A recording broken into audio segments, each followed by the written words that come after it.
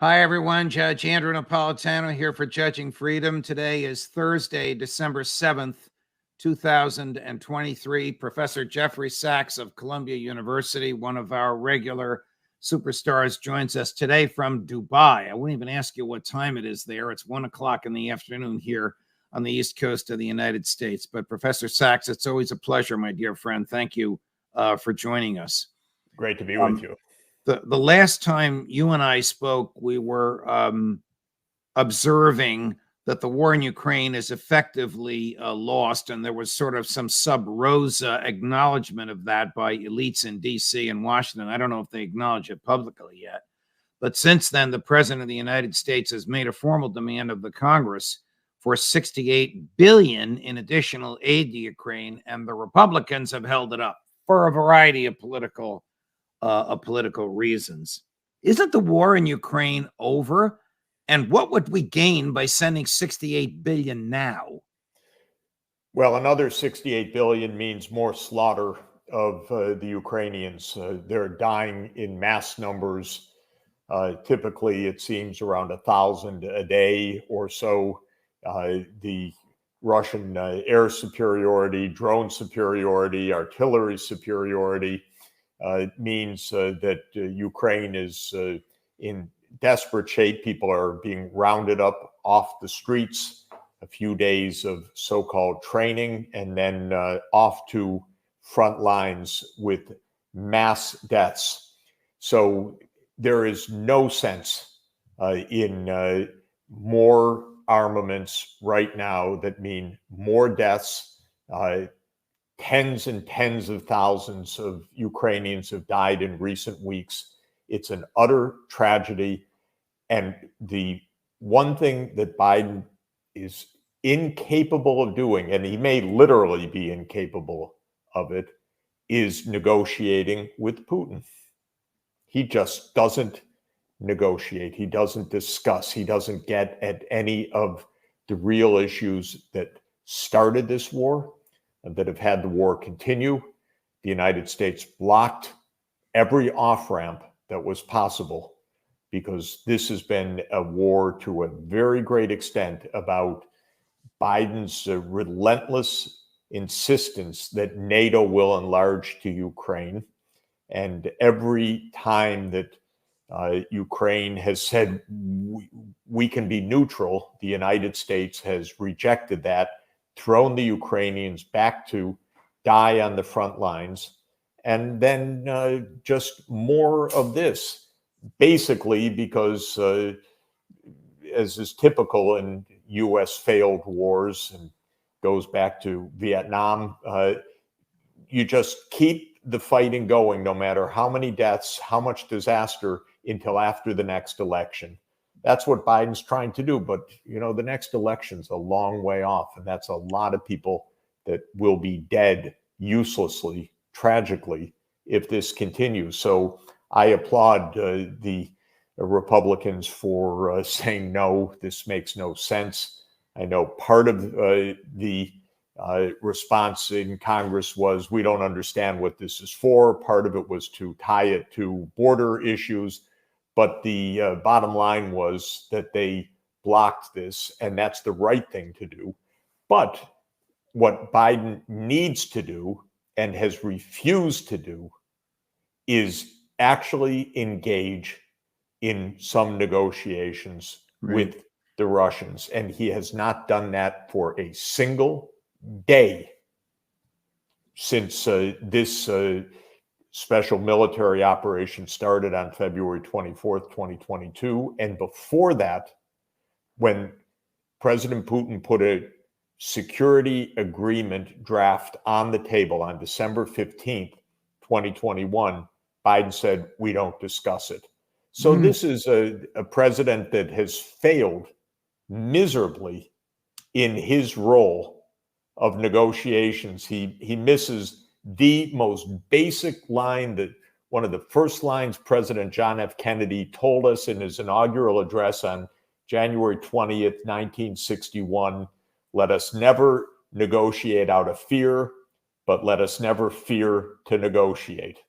And President Biden is so afraid of negotiating that he has just told the Ukrainians, just go into battle, and it's hundreds of thousands of Ukrainians dead and hundreds of thousands wounded. The country is being destroyed, and all Biden can do is come up with this story that there's no alternative because otherwise we'll be fighting the Russians. The man is absolutely out of reality. I'm sorry to say it. You may be onto something, Professor Sachs, with his fixation on Putin and unwillingness to speak to him. I don't know if you've seen this clip. It was just yesterday. It purports to be spontaneous. I don't know if he can talk for 2 minutes spontaneously or if there was one of those giant teleprompters behind the television camera. But here he is yesterday speaking to a television camera somewhere in the White House. The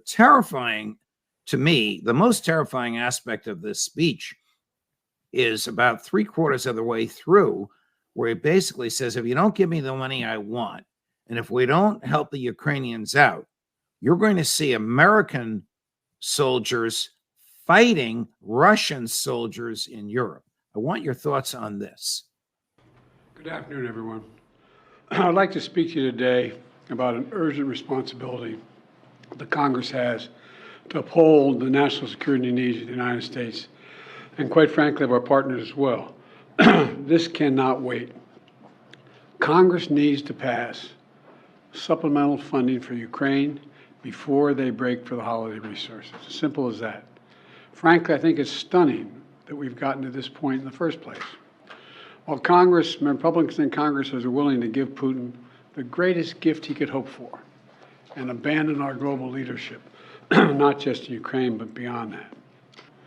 If Putin takes Ukraine, he won't stop there. It's important to see the long run here.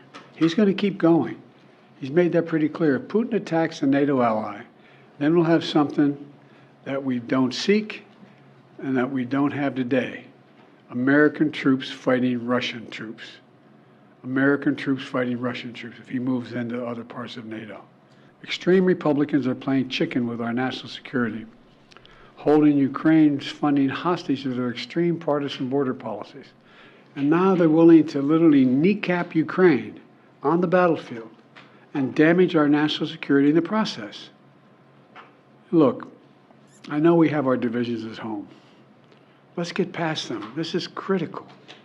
Petty, partisan, angry politics can't get in the way of our responsibility as a leading nation in the world.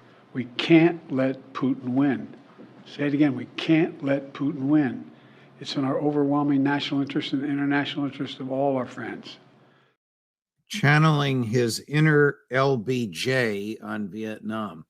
I think you're right, Jeff. I think he is out of touch with reality, but please, your comments on a president of the United States suggesting if I don't get the vote I want, you're going to see American troops fighting Russian troops. I think it's the kind of ridiculous scare tactics that go back for decades. They come up with anything to keep wars going. The domino theory, which is basically this: if we don't waste another $61 billion and tens of thousands of more Ukrainian deaths, the next thing is we're going to be fighting here, then here and here. This is exactly what they said about Vietnam, that all Southeast Asia, the whole world will fall to communist domination and so forth. This is typical. And Biden has been at this a long time. He knows that, I don't know if he knows now, he's a really old man, but he should remember the truth of all of this. Russia wasn't demanding any territory. Russia was demanding Ukrainian neutrality. That's all. Don't push NATO here. And then Biden was part of a covert regime change operation in February 2014 that overthrew a Ukrainian government that was pursuing the policy of neutrality. That's the truth. Victoria Nuland, his Undersecretary of State, was caught online saying who was going to be the next prime minister after, Yanukovych was overthrown. Then came the Minsk agreements. We've talked about this. The Minsk agreements were an agreement between Ukraine and separatist regions that said Ukraine would enable autonomy for the ethnic Russian regions. And then the United States said, blow it off, doesn't matter. Even though the UN Security Council backed the agreement, Russia said, aren't you going to enforce what you have signed and you're supposed to guarantee? No. Then in 2021, Putin said, stop NATO enlargement, stop the threats to come to our border. And I know because I called the White House at the end of 2021 saying, avoid this war, stop. What President Putin's asking for is actually sensible for us. But no, Biden would not even talk about it with Putin. And then in March and April 2022, Zelensky said, okay, we can have neutrality. And they came just to an agreement until the United States marched in and said, don't sign that. We do not accept you, Ukraine, accepting neutrality. And Biden has put in more than $100 billion. It's not as if we've been sitting there doing nothing. We have armed them. We have given them budget support. This is just a disastrously failed effort, and he won't tell the truth, as usual. Just keep it going and then raise the stakes. This is Biden's folly, and it's got to stop. What do you think motivates them? Do they want to enrich? Is it something as base as enrichment of the military-industrial complex? I mean, he must know that the war is unpopular. Isn't a single American soldier going to wish to go over there to die for Ukraine? Politicians usually are motivated by getting reelected. This doesn't even advance that ball. These are coalitions of forces. So definitely the straightforward make money for the big five in the military-industrial complex, Northrop Grumman and Boeing and Lockheed and General Dynamics. Yeah, that's part of it, actually. And you can even watch the congressmen. I know some of them. Oh, they just want to sell armaments. And even Biden tried the absolutely unacceptable ploy of showing, you've got to vote for this $61 billion. Look at the jobs in your district, as if the best thing we can do is make armaments and send Ukrainian kids to die. That's and they were showing them, they were saying, yeah, absolutely, this is good for your district. This is good for jobs in your district. So that's part of it. Part of it is the neocon fantasy of the unipolar world that we can do anything, go anywhere. And NATO expansion was the emblem of that. And that's Victoria Nuland. That's Jake Sullivan. That's Blinken. That's Biden. They've been at this since they were a team in the Obama administration. This goes back a long way, and it has failed. They played a bad hand miserably, and they kept raising the stakes with a terrible hand. I don't even know if they have a pair of twos in their hand, but they kept raising the stakes. Putin kept calling, and they kept raising the stakes. And here he's trying this mad effort at the end when everyone can see who's following this day to day. This is a disaster. It's time for negotiations. It's actually time to say, you stop and we stop. And we got to figure out how to make peace come again. And Biden won't even try. Maybe he's just too old. Switching gears, Professor Sachs, to the other hot spot. Since we spoke last, the truce has ended. The IDF has resumed its efforts at ethnic cleansing in Gaza. Where is the outrage that you and I remember from the Vietnam years among American academics and intellectuals? You work on the Columbia University campus when you're not traveling the world.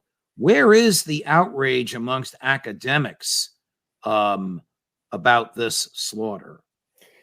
Well, first of all, there's such a strong attempt to strong arm everybody.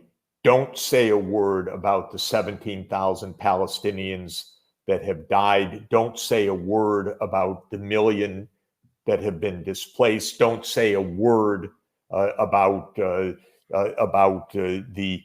hundreds of thousands of homes that apparently have been destroyed in the bombing. If you say a word, you're anti-Israel, you're anti-Semitic.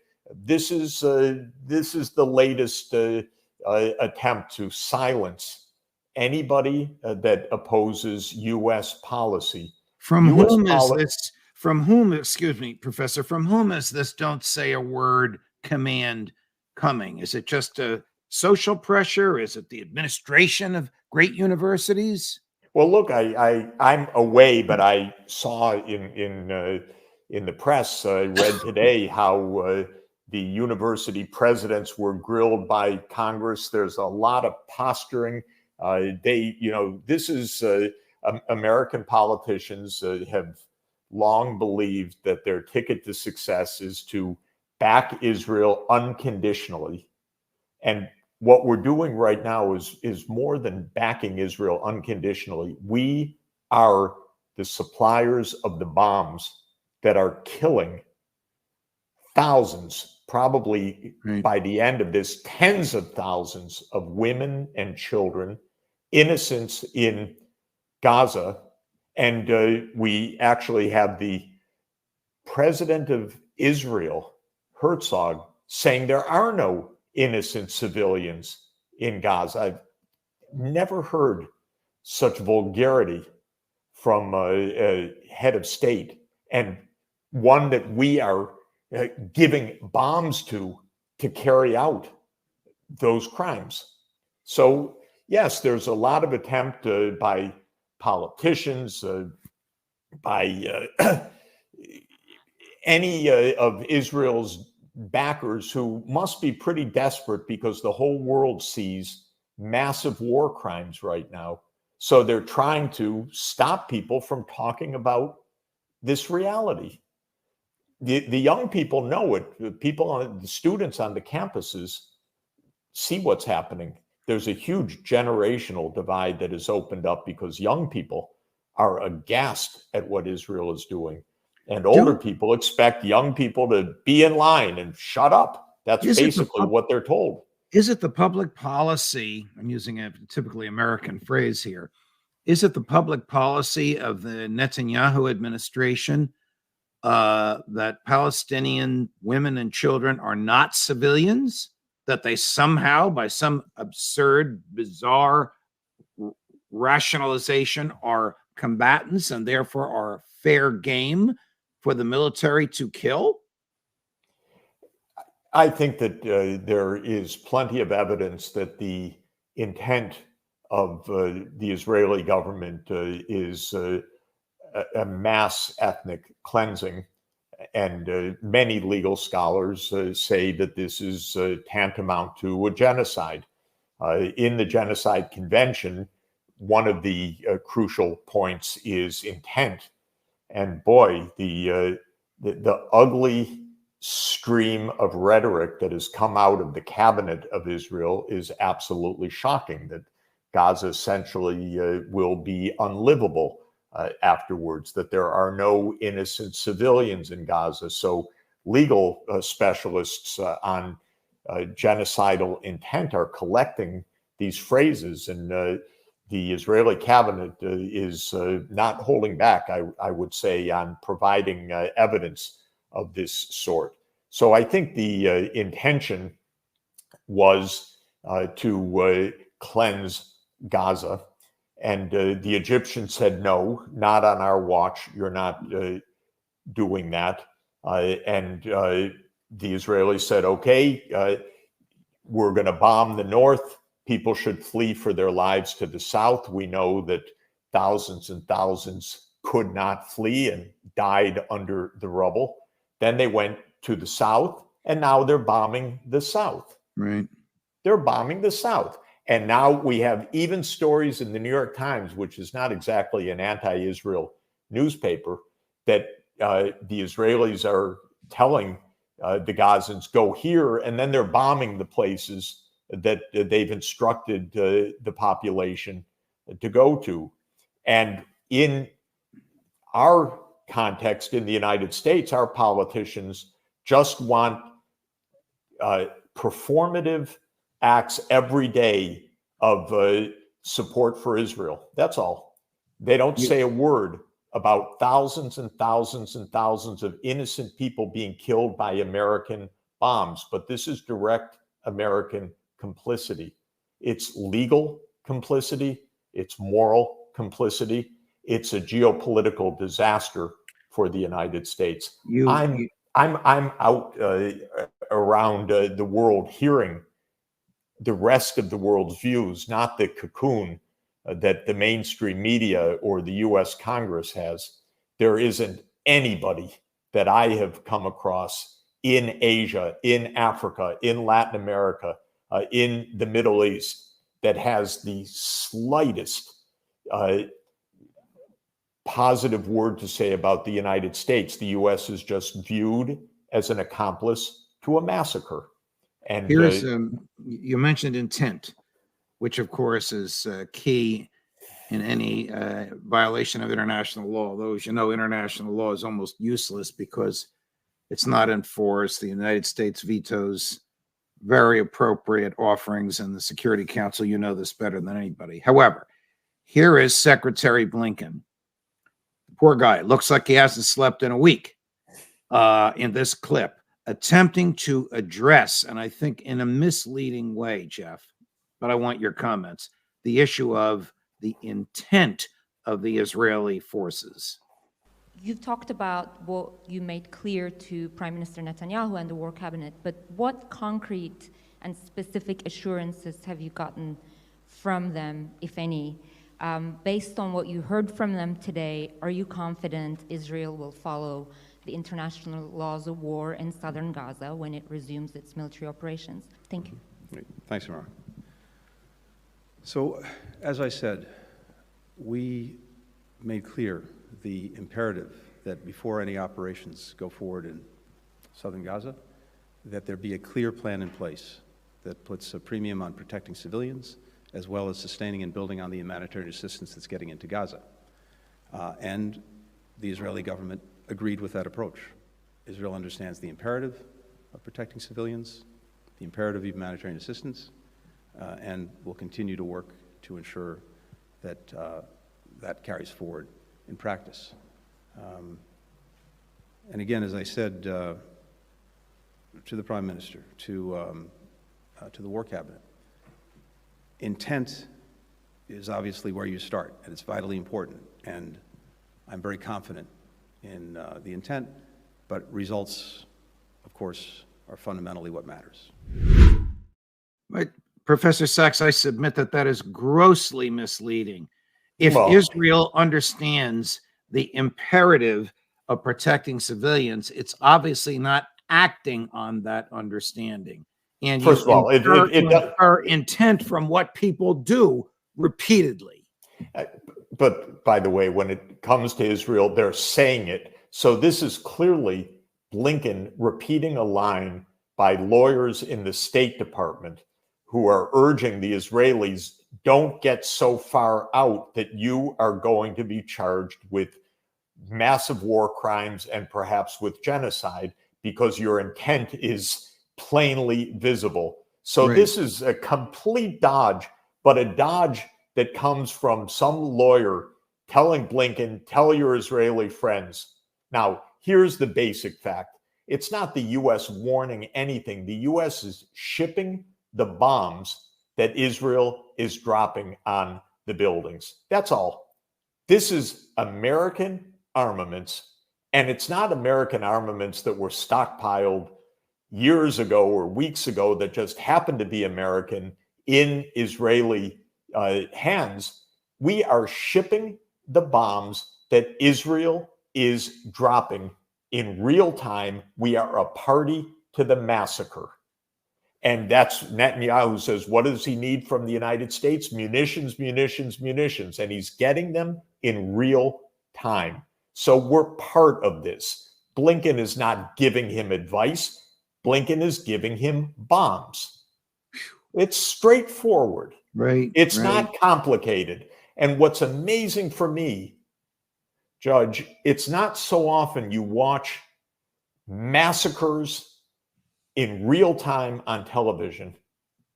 We're watching an ethnic cleansing in real time using our weapons, our funding. We are an accomplice to a mass killing. That's it. Yes. Nobody in the American government seems to understand that, and nobody's even articulating it, Jeff.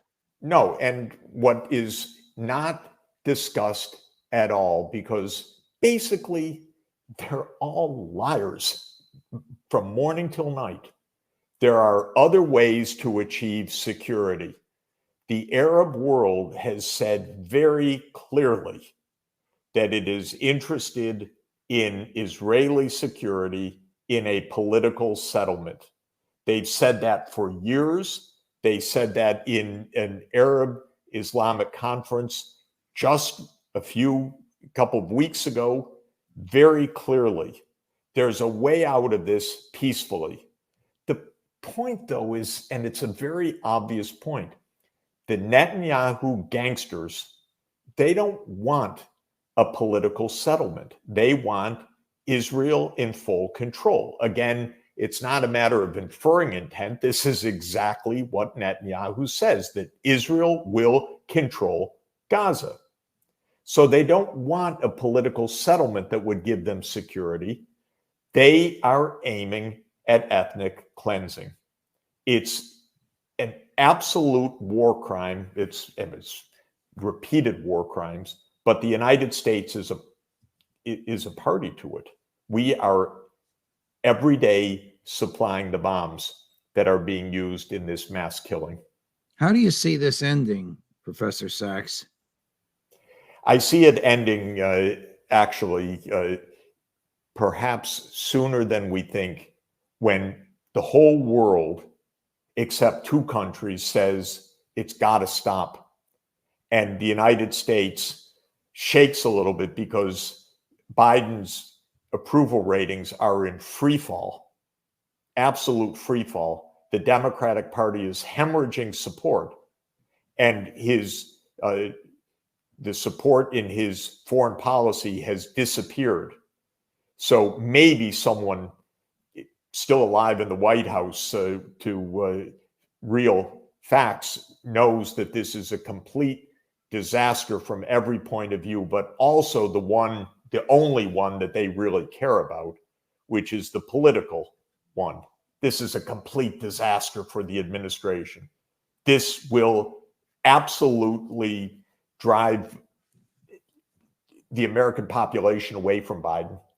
And so my view is that when essentially the whole world in the UN Security Council and UN General Assembly say it's got to stop, the United States is going to have to bend to the will of the entire world. And that may sound surprising, but I think it's actually going to happen, because this is devastating for American foreign policy, but it's also devastating for Biden's politics. Do you think it's going to happen when other countries threaten military intervention, or sort of a diplomatic ostracizing of the U.S. and the Israeli governments? I think mainly the latter, mainly showing that the world is aghast at these crimes. The United States is hemorrhaging any kind of support anywhere in the world. The costs to American foreign policy, to American diplomacy, to American legality are absolutely enormous. And I think this becomes more and more clear.